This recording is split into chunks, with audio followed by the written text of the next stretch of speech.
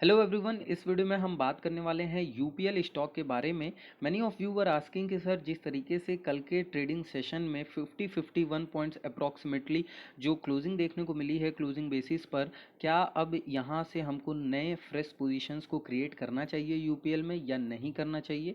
अभी जो राइड कर रहे हैं क्या उनको अब बुक कर लेना चाहिए या नहीं करना चाहिए, तो सारे विषयों में बात करेंगे वन बाय वन।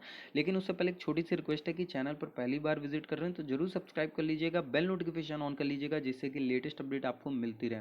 तो देखिए, सबसे पहले जो last trading session of the week था वो था कल का, और यहाँ पर हम बात करेंगे सबसे पहले कल के ही कैंडल की।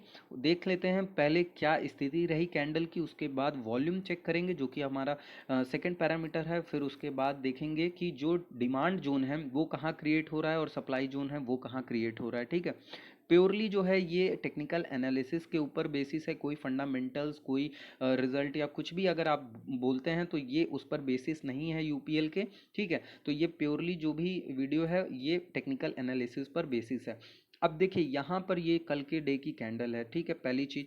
दूसरी चीज़ कि यहाँ पर अगर आप देखें तो जो लोअर है, लोअर कल के दिन जो है केवल 5-6 पॉइंट का इसने लगाया, और उसके बाद से जहाँ से ओपनिंग हुई, ओपनिंग अच्छी खासी, ओपनिंग के बाद इसने अपना हाई बनाया, 80 पॉइंट्स के आसपास का हाई बनाया था, लगाया था पूरा। ओवरऑल अगर डे ट्रेडिंग की बात की जाए तो पूरे उस ट्रेडिंग टाइम में एक अच्छा खासा इसने जंप दिखाया था, लेकिन ऊपर के लेवल्स पर कहीं ना कहीं हम लोग को सेल ऑफ देखने को मिला। ठीक है, और वो मार्केट क्लोज होते होते, क्योंकि देखिए इंट्राडे भी एक्टिव हो जाते हैं, इंट्राडे ट्रेडर्स भी एक्टिव हो जाते हैं, तो वहाँ थोड़ी वोलेटिलिटी बढ़ जाती है। तो उस केस में यहाँ पर क्लोजिंग होते होते कहीं ना कहीं हम लोग को सेल ऑफ जरूर देखने को मिला यूपीएल में। लेकिन अभी स्थिति क्या है और क्या इसमें इस तरीके से हमको ट्रेड लेना सही है या नहीं है, तो देखिए सभी को पता है कि यहाँ पर अभी 1 वीक का अगर मैं टाइम फ्रेम पर ले जाऊँ और आपको चीज़ों को दिखाने की कोशिश करूँ तो आप देखेंगे कि ये अपने लाइफ टाइम हाइप के आसपास है। ठीक है, अपने लाइफ टाइम हाई के आसपास है यूपीएल, उसने अपना क्रिएट किया लास्ट ट्रेडिंग सेशन को, एंड नाउ सेल ऑफ हुआ और यहाँ पर 743 के आसपास की क्लोजिंग देखने को मिली।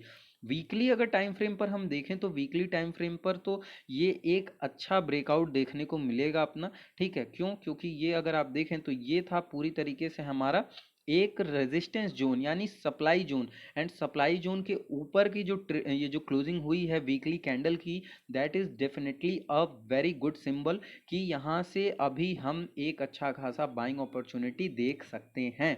ठीक है, और अगर ये जो क्लोजिंग है इसके नीचे हुई होती, जैसा कि मैंने यहाँ ड्रॉ किया था अभी आप लोग के सामने, तो इसके नीचे अगर क्लोजिंग हुई होती तो डेफिनेटली ये मैं नहीं बोलता कि एक अच्छी क्लोजिंग है और एक अच्छा यहाँ से बुलिश रन देखने को मिल सकता है। लेकिन यहाँ पर जो क्लोजिंग है वो है आपके रेजिस्टेंस जोन के ऊपर की क्लोजिंग। और वॉल्यूम की अगर मैं बात करूँ तो यहाँ वॉल्यूम चार्ट भी हम लगा लेते हैं, तो वॉल्यूम अगर आप देखें तो वॉल्यूम भी हमारे पास ठीक ठाक वॉल्यूम है, 100 मिलियन के आसपास की वॉल्यूम जनरेट हुई है। अगर इसको कंपेयर करें हम पिछले कुछ प्रीवियस मंथ से, तो आप देख सकते हैं कि यहाँ पर कि कोई भी जो वॉल्यूम जनरेट हुई है वो वीकली की बात कर रहा हूँ मैं, ध्यान में रखिएगा, वीकली डे का चार्ट नहीं है, ये वीक का चार्ट है। पूरे वीक का ये जो वॉल्यूम कैंडल है आपको दिखाई दे रहा है, ये पूरे वीक का। अब अगर इसको हम कंपेयर करें पिछले कुछ वॉल्यूम से, तो we don't have any candle की जो इसके बराबर हो। ठीक है, पहली चीज, 100 मिलियन का वॉल्यूम भी अच्छा खासा वॉल्यूम है। हमारा जो कैंडल है वीकली टाइम फ्रेम पर देखें हम तो बहुत अच्छा खासा हमारा कैंडल भी है। ठीक है, अब यहाँ पे हमको बाय कहाँ करना है वो चलते हैं वनडे के टाइम फ्रेम पर। वनडे के टाइम फ्रेम पर आ जाते हैं। सबसे पहले यहाँ पे मैं बोलूँगा कि ये जो 720 का लेवल अगर आपको मिलता है तो that would be a very good opportunity to buy this stock, और you can add in this your portfolio. ठीक है, तो आप अपने पोर्टफोलियो में इसको ऐड कर सकते हैं 720 के आसपास अगर ये मिलता है उस स्थिति में।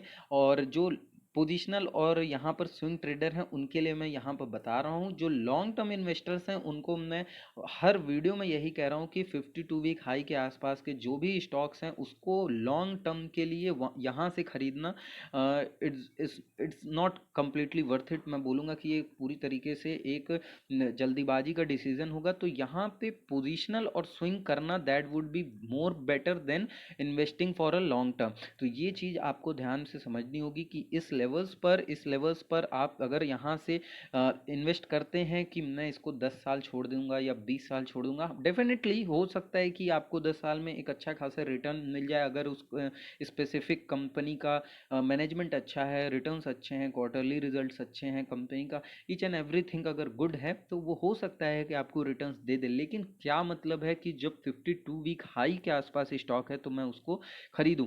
तो wait for a good level. मैं बोलूँगा कि ये पहला लेवल अगर आप देखें तो ये 570-80 के आसपास का लेवल होगा फॉर लॉन्ग टर्म इन्वेस्टर्स, मैं उनके लिए बोल रहा हूँ। फिर अगर ब्रेक होता है तो यहाँ पे आप आ सकते हैं 510 के लेवल्स पर। उसके नीचे अगर की बात की जाए तो हालांकि बहुत पॉसिबल नहीं है, लेकिन इफ़ इन केस, देखिए no one knows the market, market को कोई नहीं जानता, we can only find probability. तो उस प्रोबेबिलिटी के बेसिस पे only for long term investors I would recommend कि you can start buying from 580 510। तो यहाँ पे ये जो लेवल है सपोर्ट जोन, अच्छे सपोर्ट जोन है, तो इस लेवल्स पर अगर यहाँ स्टॉक अप्रोच करता है तो I would recommend to buy on these levels. तो इस वीडियो में बस इतना ही। वीडियो अच्छी लगे तो जरूर लाइक करिएगा, सब्सक्राइब कर लीजिएगा चैनल को। धन्यवाद।